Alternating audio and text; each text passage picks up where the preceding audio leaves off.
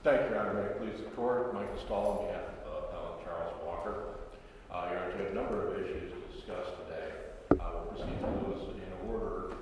I think it's important to point out before we do that any particular statement, there's a good statement that's not a court statement, doesn't make it hearsay or not hearsay. It's the use that applies to that statement. The statements here have multiple uses, which we addressed in the briefs. The first sentence there, though, does deal with the hearsay use of the statement, which would be for the truth of the matter asserted. And I think the initial place to start is the Taylor case, which we cited in reference to the excited utterance exception. It gives a really good overview of what we're looking for to get past the concern over a hearsay statement being used for the truth of the matter asserted, because there's, in the exceptions, there's other reasons for reliability. Taylor case is talking about the excited utterance exception, which references, look, you have something, a startling event, you aren't reacting. You're reacting to that event, you're not contemplating your statements. That gives it an additional indicator of reliability. And here, we have a reactive statement. This statement in defense of the WP is reactive. It is Diane's, a day and a half, 2 days, whatever it was after the deaths of these young men, is saying to his girlfriend, he was upset with because he left him at 507. Well, why'd you leave me here where 2 people died? He let that slip. He let the cat out of the bag. That wasn't a matter of contemplation. We see when he contemplates, he doesn't want to say that they died at 507 Milwaukee. The question here is, well, what did happen? And what we don't see in the record is much in the way of investigation of that, which is why this was so important to come out to have the jury consider. Just underneath the excited utterance exception, before we get to the more complicated statement of interest, this time, it fits. It just fits. He let the cat out of the bag with this. He let it slip. Now, he also, when he did that, subjected himself to criminal liability under the statement of interest against interest exception. I don't see how there's any way that he didn't. There's no question that this man was heavily involved in the deaths of these 2 young men. He has a photo on his phone, for heaven's sake, to them tied up in a pile of junk.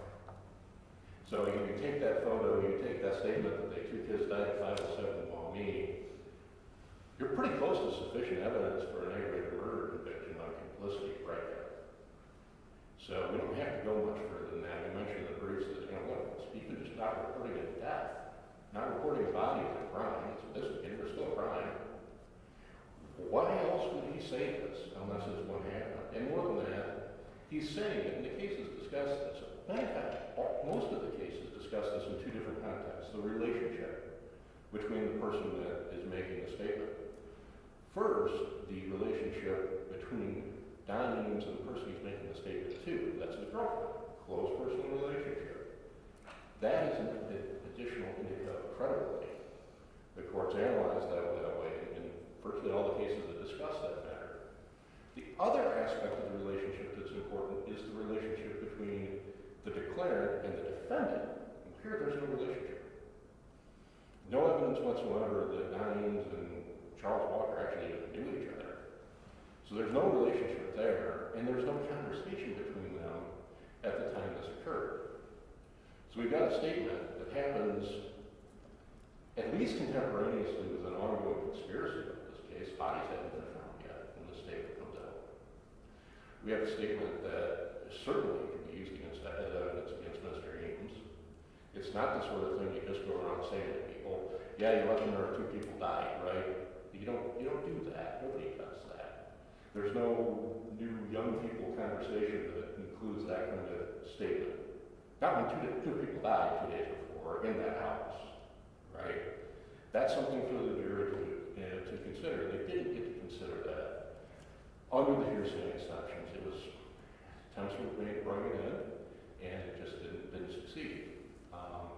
To me, I think the state listed a number of cases that indicate that the court getting into more of a credibility determination. I don't see that in those cases.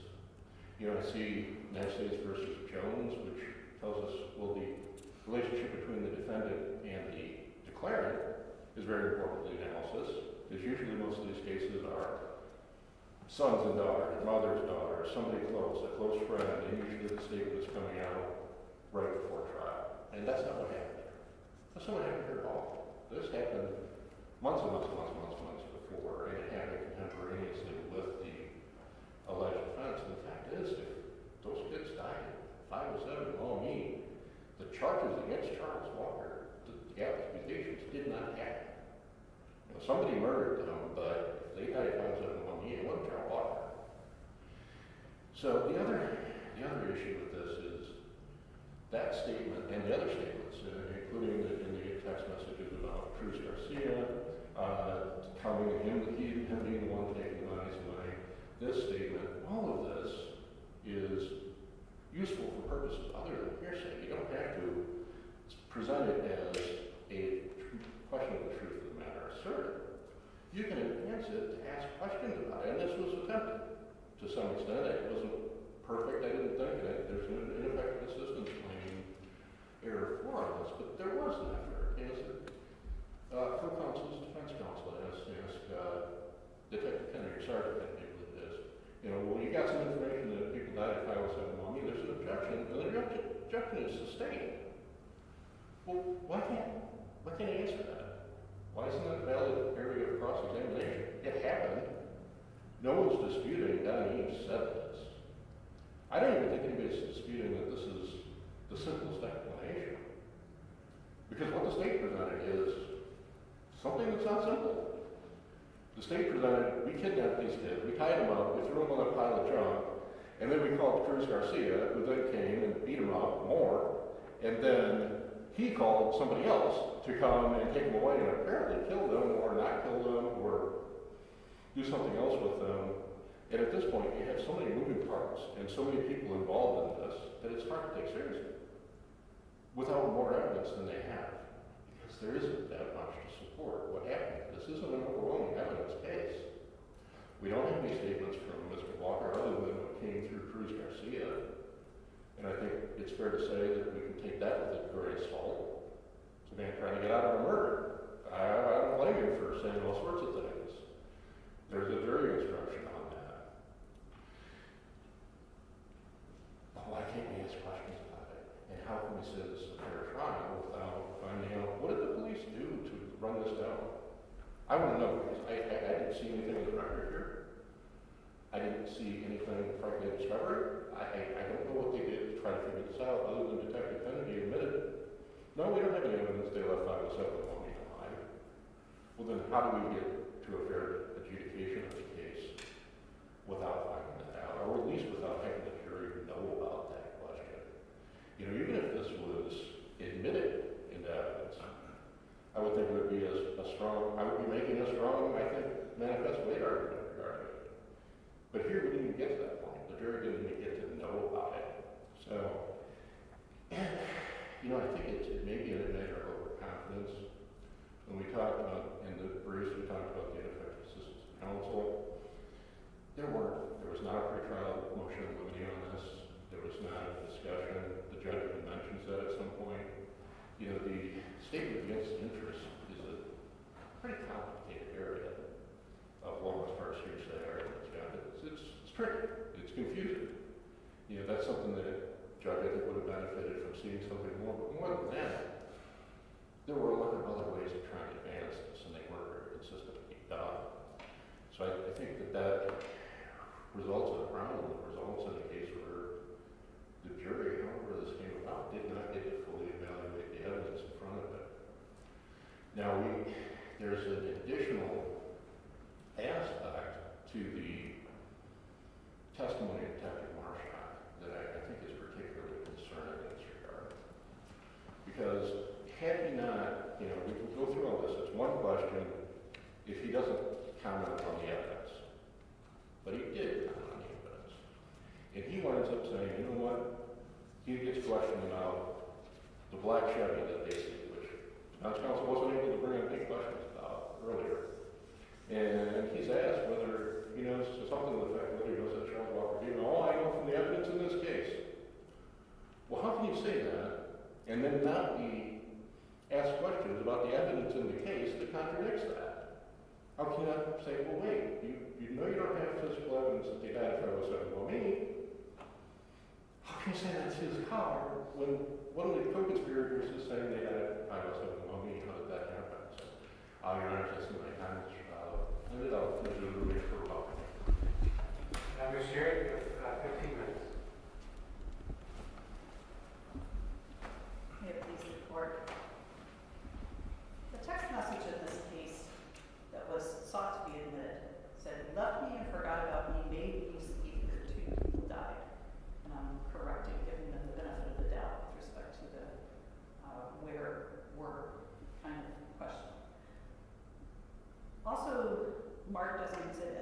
part of the record are other text messages from this individual where he denies that these children were hurt at this location.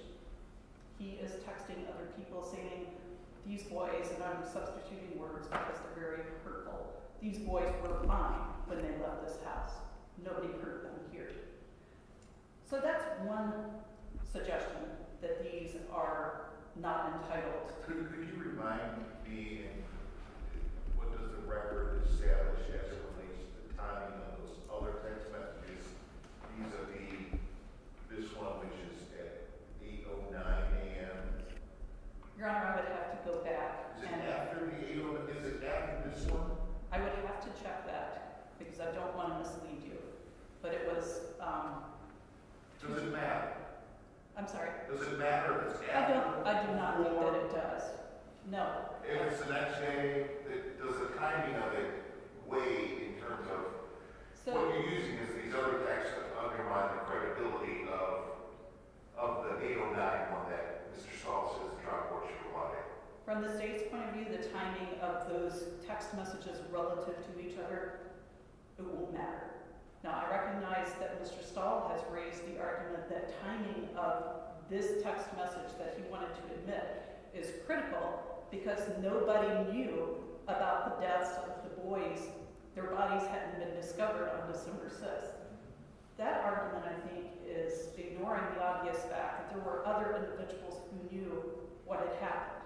And we know that because of the testimony of Cruz Garcia, who said, the day after this happened, I went over to talk to Walker, and I said, hey, what happened? And Walker said, essentially, these boys took it to their grave. They wouldn't give up the secret. They took it to the grave. I think Kohlhofer is supposed to have stated at that point, you need to keep your mouth shut about this. There was another exchange with Kohlhofer, where again, there was the clear indication that these boys are dead. And that all happens on the 3rd. So there are individuals outside of Mr. Eames, the writer of these text messages, who were aware of the boy's death. The timing, in other words, of the December 6th is not probative of the reliability of this text message. And I think that it's critical that we look at the reliability of that text message just as the trial court did. It was sought to be introduced as an admission against interest that so far tends to subject the declarant to criminal liability that a reasonable person in the declarant's position would not have made the statement unless he believed it to be so. Courts have held that this is supposed to be a very high barrier to the introduction of what would otherwise be hearsay. They expect that on both prongs of it. There's supposed to be clear liability. Defendant has, Mr. Stahl has quoted the Chambers case from the U.S. Supreme Court quite extensively and has suggested that Chambers kind of opens the door to the introduction of whatever evidence the defendant wants to bring in.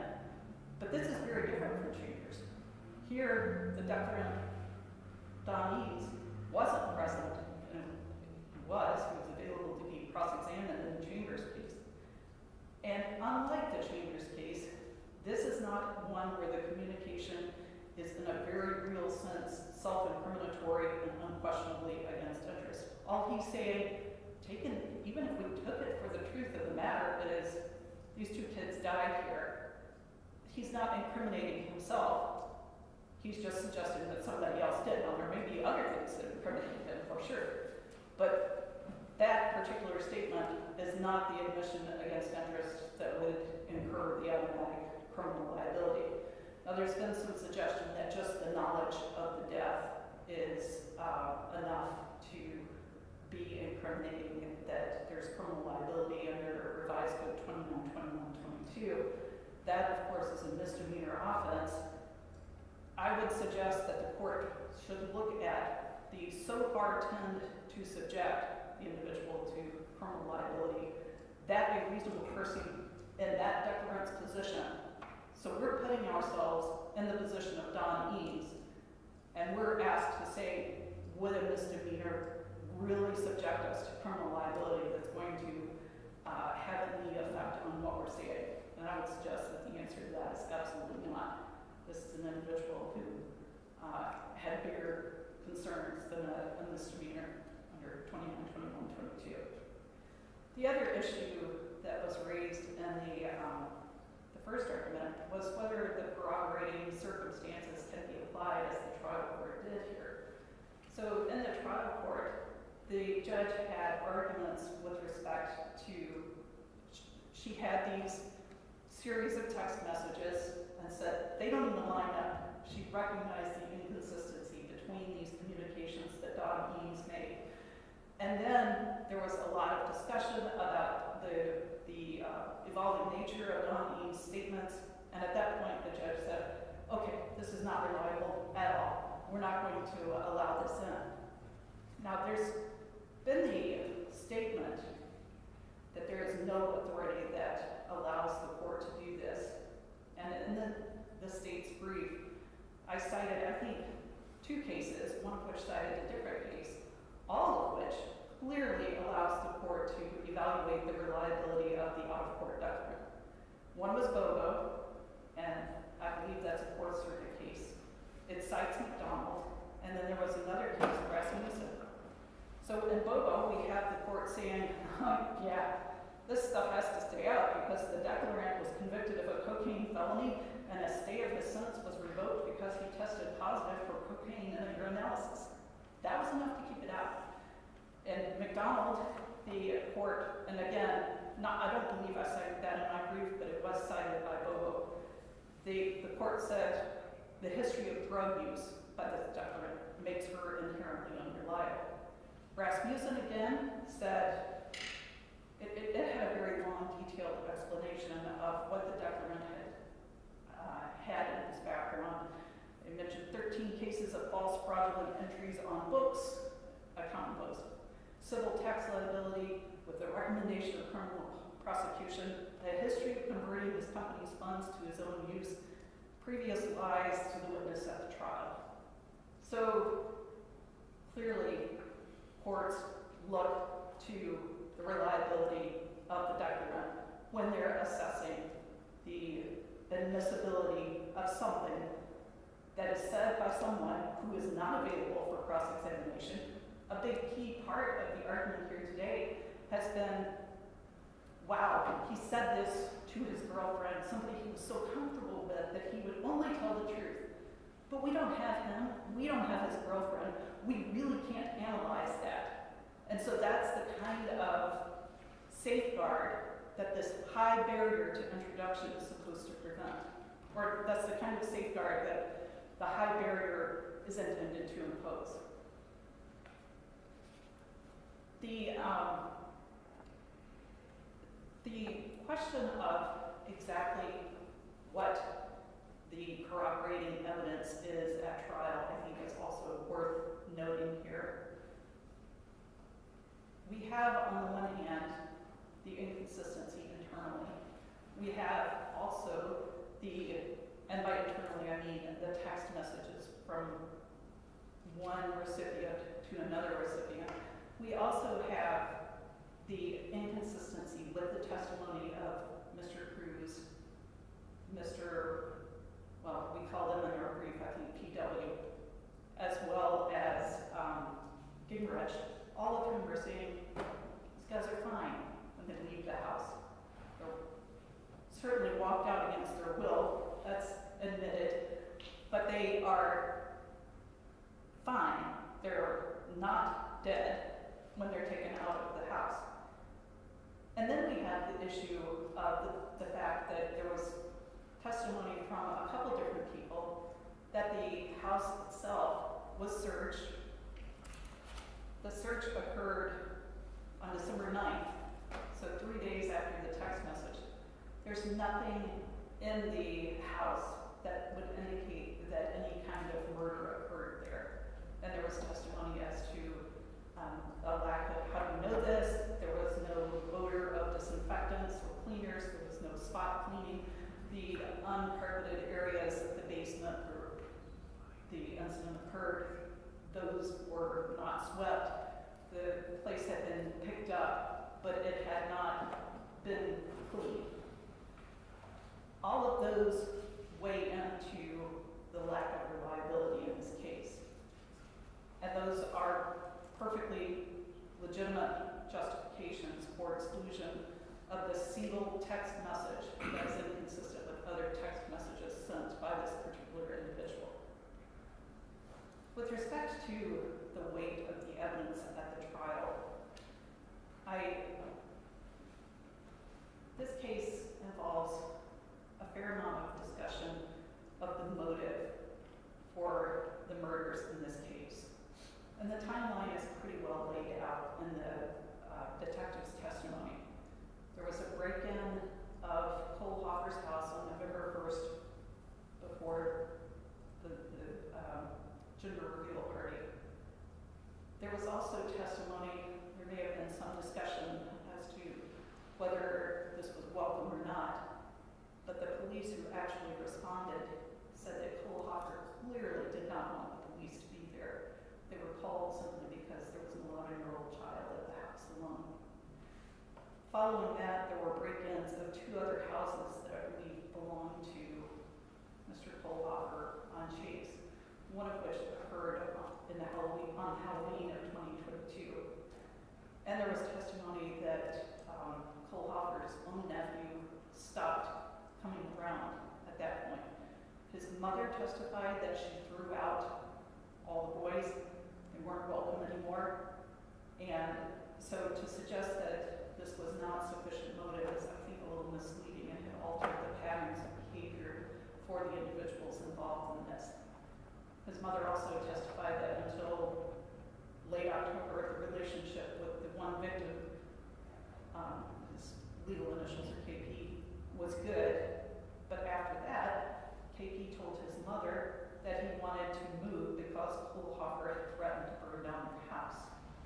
So there's pretty good, strong evidence of motive.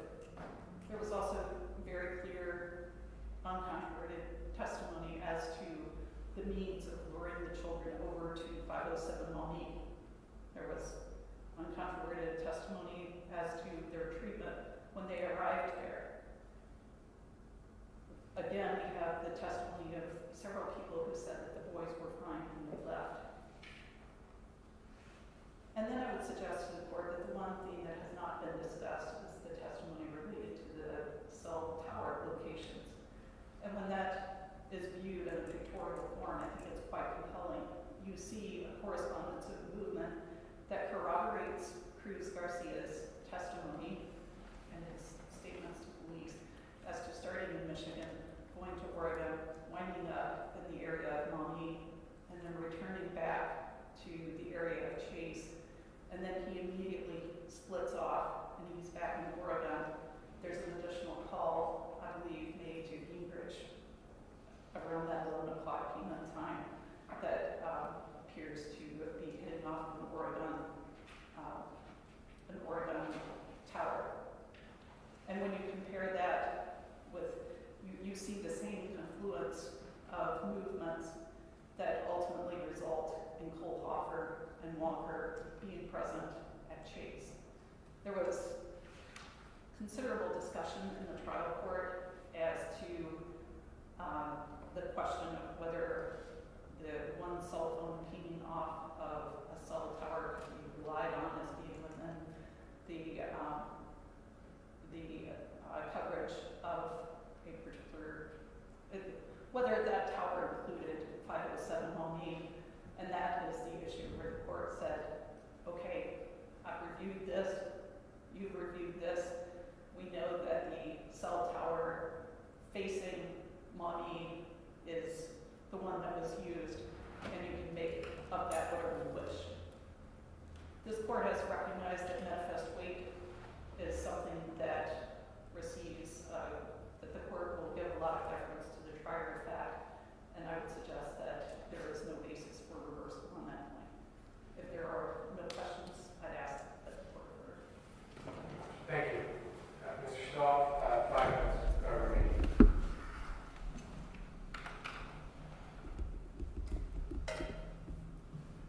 Thank you, Don. A few points briefly.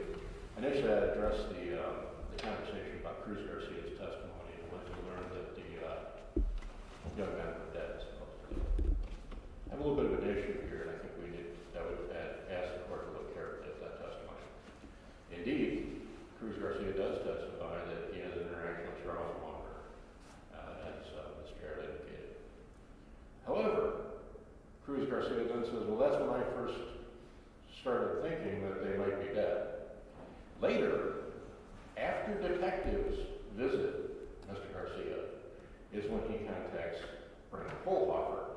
That's page 1237 of the transcript. If you look at that page, well, then he says, that's when I knew they were dead, because I asked Brent Kohlhofer, maybe we ought to just let them go. And because this is getting too hot, words to that effect. And that's when Brent Kohlhofer said, no, they're dead. Right? That paraphrase that I took away some inappropriate language.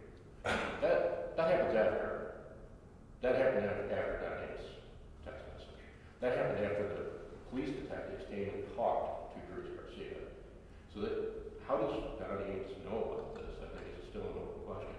If he did hear it from Cruz Garcia, well, this is just more reason why Cruz Garcia, I just told you, cross-examination on Cruz Garcia. Well, wait a minute. I thought you said you didn't know they were dead. Well, now Donnie says they're dead. Did you tell him, or did he not, or what happened there? And I don't know the answer to that. But I know that Cruz Garcia testified that he wanted Brent Kohlhofer to let them go, and he said that after detectives visited him. That's his testimony. I don't know if it's believable or not. I don't think it is. I think the kid's died 507 long meter. It's a simple explanation for this case. But it's what he testified to. It's what the state elicited from him. In regard to the cleaning of 507 long meter, the lack thereof, I think, look, Stacy did it, 166. Kids are lying on a pile of junk. The pile of junk's gone when the police come there. The photographs are out, and I don't remember the exact exhibit in front of the photographs that get there out. There was a conversation about this. They're lying on a bunch of junk. Somebody cleaned the junk up. Whether they needed to clean anything else up, I don't know. But somebody cleaned the junk up.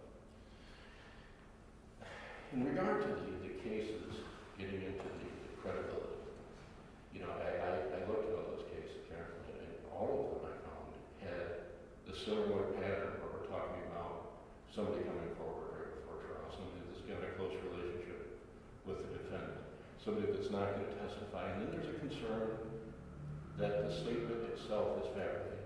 Not whether the statement's credible or not. That's for the jury to decide, not for a judge. Nobody waived jury here.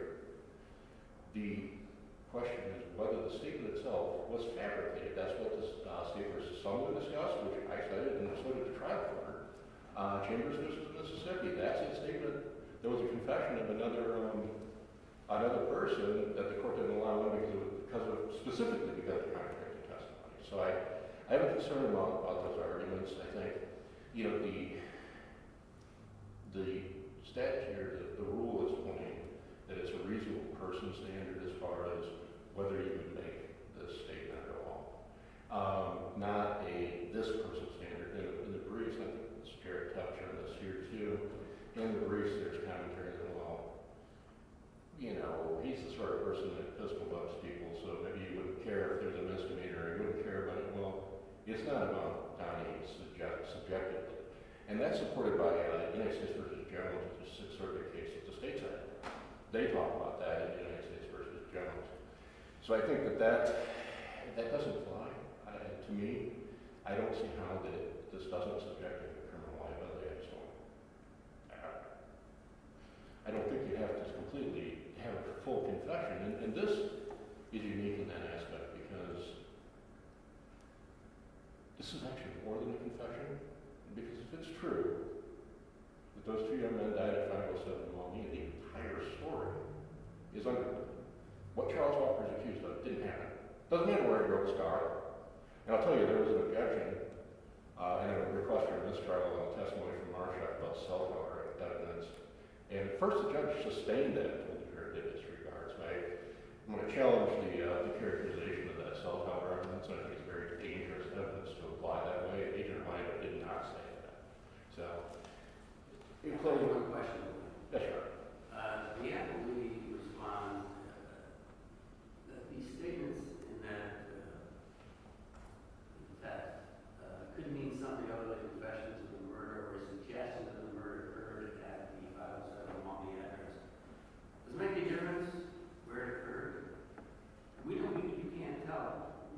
talking about here, correct? Well, I think Where's he at? And does that make any difference what he's talking about on location? I don't know that it does. If I understand the question, where Don uses that when he's making the statement. Because at that point, the house is burned down on Chase Street, so I don't think there's a reasonable idea that he would be in the house on Chase Street. So wherever he might have been, it looks pretty clear. The owner's report indicates that it was at 507 Longmead. He's talking about talking to Corey and rest there. But if it's somewhere else, I don't think that changes the analysis appreciably. I don't think it changes the analysis all that much, even if it's Cruz Garcia came and took these kids away from 507 Longmead. I have no idea why Don Hughes would say what he said that morning then, though, because I just can't get past that. It seems like a question that the jury had to have before it to be able to determine the entirety of the case. It's kind of a remarkable statement in that regard. So, if there are no further questions, I would ask the court to reverse this and review the issues carefully. Thank you.